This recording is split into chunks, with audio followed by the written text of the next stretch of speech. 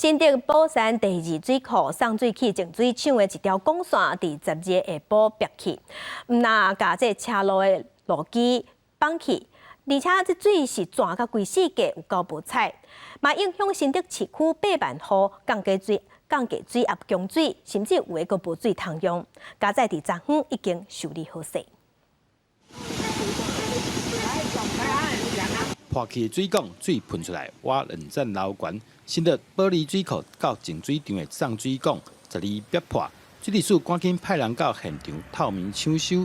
13中昼总算恢复正常。新竹市区总共有8万户用水受到影响。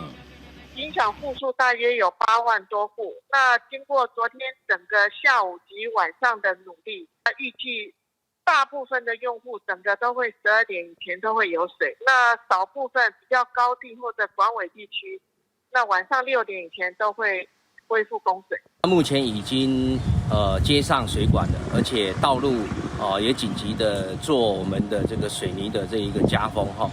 目前这个早上上班时间已经可以单向的通车。新竹地区大范围受到停水影响，消防局一早也赶紧把水车穿好势，提早预防，以免发生紧急状况。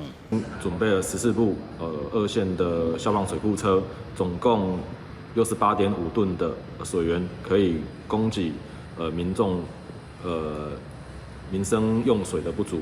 受到水压破坏的路面，也已经完成灌浆作业。